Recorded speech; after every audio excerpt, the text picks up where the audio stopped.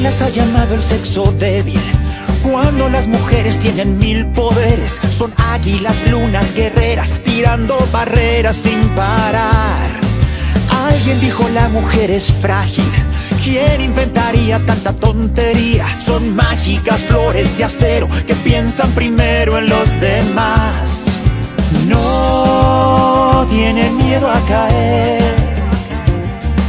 pues saben sacudirse el polvo sin perder la fe. Mujeres de fuego, corazones gigantes, capaces de salir adelante aún contra el dolor, de dar la vida por amor. Mujeres intensas como estrellas fugaces, con sueños invencibles que brillan en cualquier lugar, que nos enseñan a volar y vencen cada tempestad, respiran luz y libertad,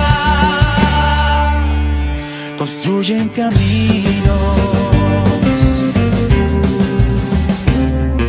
Tienen 1000 palabras de consuelo, son nuestros pilares sosteniendo el cielo. Son madres, amigas, hermanas, contagian sus ganas de luchar.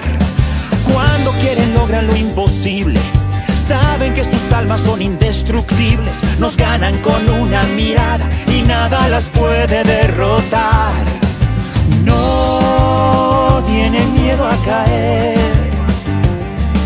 pues saben sacudirse el polvo sin perder la fe. Mujeres de fuego, corazones gigantes, capaces de salir adelante aún contra el dolor, de dar la vida por amor. Mujeres intensas como estrellas fugaces, con sueños invencibles que brillan en cualquier lugar, que nos enseñan a volar y vencen cada tempestad, respiran luz y libertad, construyen caminos.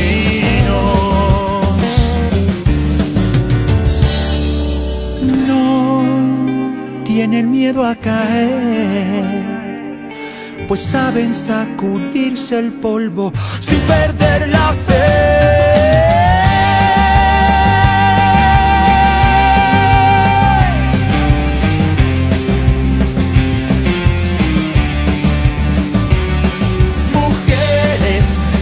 Como estrellas fugaces, con sueños invencibles que brillan en cualquier lugar, que nos enseñan a volar